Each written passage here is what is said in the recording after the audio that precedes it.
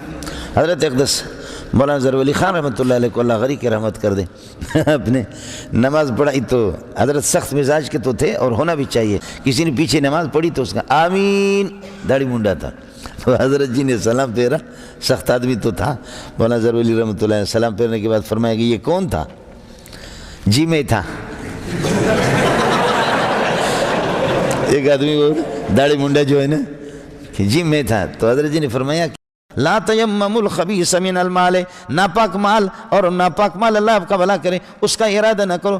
درا حال کہ تنفقون منہ، اس میں سے تم خرچ کرتے ہو، اور حال یہ کہ ولستم بآخذیہ، اس خبیث کو تم بھی نہیں لیتے ہو اپنے ہاتھوں سے. دیکھو اللہ آپ کا بھلا کرے. دل تو کرے سڑے صدقہ کر رہے صدقہ کر رہے سمجھے.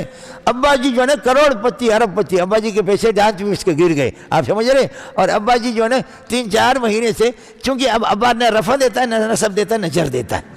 ابا رفع نصب جر دینے کے قابل نہیں رہا، وہ ایکسپائر ہو چکا ہے. اب ابا کے ایک زمانے میں اس کا چہرہ کندھار کے انار کی طرح تھا، اماں بھی اس سے پیار کرتی تھی، سب اس سے پیار کرتے تھے. لیکن اب ابا ختم ہو گیا، چہرے میں جھریاں آ گئی. 3-4 سال سے پڑا ہوا ہے، کبھی مہینوں کے مہینے گزر جاتے ہیں، اس کے کپڑے کیا ہیں بولو، اس کے کپڑے بدلتے نہیں ہیں، اس کو نہاتا کوئی بھی نہیں ہے، وہیں پر پیشاب کرتا ہے، وہیں پر پاخانہ کرتا ہے. بڈھا ہو گیا اور ایسے کرتے ابا مر گیا، بدبودار کپڑوں میں مر گیا. پھر جا کر کے مولوی شاہد کو لایا. شاہد بھائی مولانا صاحب ابا جی کو غسل دیجئے گا. جب وہ جوان تھا تو تمہاری ماں اس کا ناڑا کھولتی تھی، اور اب مولوی اس کا ناڑا کھول کر کے اس کو غسل دے دے، اس لیے کہ اس کا اعلیٰ رفع نصب جر نہیں دیتا. انا للہ و انا الیہ راجعون. سمجھے، اس کے کروڑوں کی پراپرٹی اب یہ حرام خور بے دین بچوں نے اس کو لے لیا. اس نے جائز ناجائز حلال حرام ان کے لیے کمایا، کما کر کے دے دیا. اب ابا کو مولوی صاحب نے غسل دیا. غسل دینے کے بعد وہ ٹٹی والے بدبودار کپڑے ان کو لپیٹا ایک رومال کے اندر، سمجھے. کہا کہ مولانا صاحب یہ اللہ کے راستے میں کسی طالب علم کو دے دینا. مولانا صاحب یہ اللہ کے راستے میں کسی طالب علم کو دینا ہے. وَلَسْتُمْ بِآخِذِهِ إِلَّا أَن تُغْمِضُوا فِيهِ. تم اپنی آنکھیں بند کر کے اس قسم کے ٹٹی والے کپڑے تم ہی تو لوگے، کوئی تم نہیں لیتے تو فقیر کو کیسے دیتے ہو؟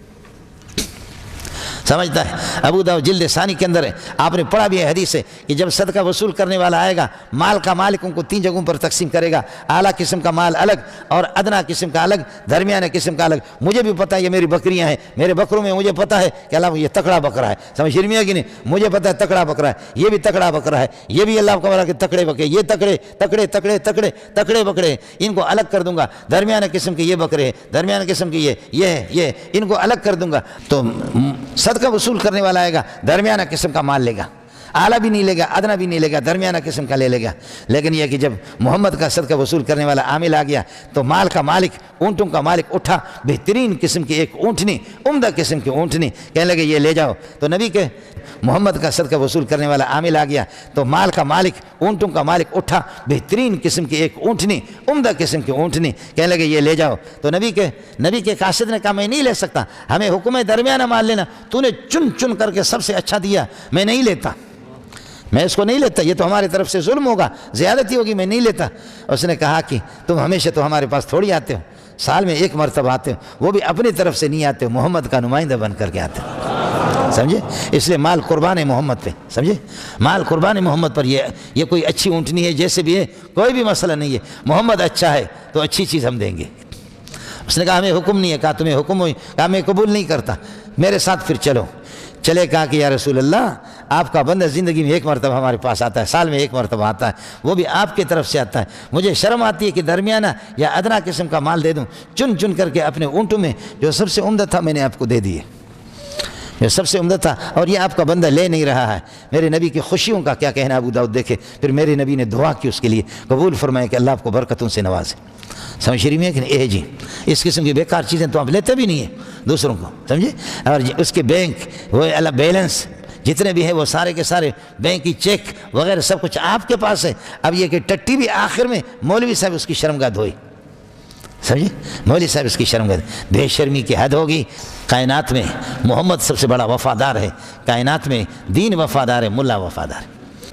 میرے نبی نے فرمایا کہ جب آدمی دعا کرتا ہے اور یہ ہے کہ آمین کوئی دوسرا کہتا ہے تو آمین ایک قسم کی مہر ہے اور اس کی قبولیت ہو جائے گی. باقی مسئلہ اجازت ہمارے ہاں بھی ہے، جہراً کوئی آمین کہہ دے امام کے پیچھے، یا آہستہ بھی کہہ دے، لیکن بہتر اور افضل یہی ہے امام ابو حنیفہ کے ہاں کہ آہستہ سے آمین کہا جائے، اور جمہور حضرات کے ہاں یہ ہے کہ جہرن۔ لیکن 3 قسم کے آمین ہیں، ایک اخفان آمین کہنا، اور اخفان اور سرن، اور دوسرا یہ کہ جہرن، تیسرا ہے اعلانن۔ آپ سمجھ رہے ہیں؟ ہماری بدبختی یہ ہے کہ لوگ مسائل کے اندر غلو کرتے ہیں، تو اگر امام نے کہا غیر المغضوب علیہم ولا الضالین، تو آپ اللہ آپ کا بھلا کریے کہ آمین آمین، یہ اخفا ہے، آمین یہ جہر ہے، آمین یہ اعلان ہے۔ آپ سمجھ رہے ہیں؟ سمجھے؟ یہ جو غیر مقلدین جو کرتے ہیں اور ہمیں دیکھ کر کے، تو وہ جہرن آمین نہیں ہے، وہ اعلان آمین ہے۔ وہ جہرن آمین نہیں ہے بلکہ وہ اعلان آمین ہے، اور اعلان آمین کا کوئی بھی قائل نہیں ہے۔ ائمہ ثلاثہ میں اس میں مولانا ظفر علی خان رحمۃ اللہ علیہ کو اللہ غری کے رحمت کر دے، اپنے نماز پڑھائی تو حضرت سخت مزاج کے تو تھے، اور ہونا بھی چاہیے، میرے جیسے آدمی بغیرت تو نہ ہو۔ سمجھ شریف میں آئے گی؟ تیری یاد آئی تیرے جانے کے بعد، سمجھ شریف میں ہے کہ نہیں؟ بعض لوگ ہیں وہ کہتے ہیں کہ بس ہم اللہ آپ کا بھلا کرے مولانا بجلی گھر کو اور ظفر علی کو اور مولوی منظور کو محبوب رکھتے ہیں، اس لیے کہ بات صاف صاف کرتے، گول مول نہیں۔ حضرت جی کی بات آپ کو بتا رہا تھا، کسی نے پیچھے نماز پڑھی تو اس کا آمین داڑھی منڈا تھا، حضرت جی نے سلام پھیرا، سخت آدمی تو تھا مولانا ظفر علی رحمۃ اللہ علیہ، سلام پھیرنے کے بعد فرمایا کہ یہ کون تھا؟ جی میں تھا۔ ایک آدمی وہ داڑھی منڈا جو ہے نا کہ جی میں تھا، تو حضرت جی نے فرمایا کہ کیوں اتنا زور لگا دینا کہ جس میں تیرے پاخانہ بھی نکلے، سمجھے؟ یہ کیوں؟ کہنے لگے یہ سنت ہے۔ کہا کہ یہ سنت کہاں سے لائے؟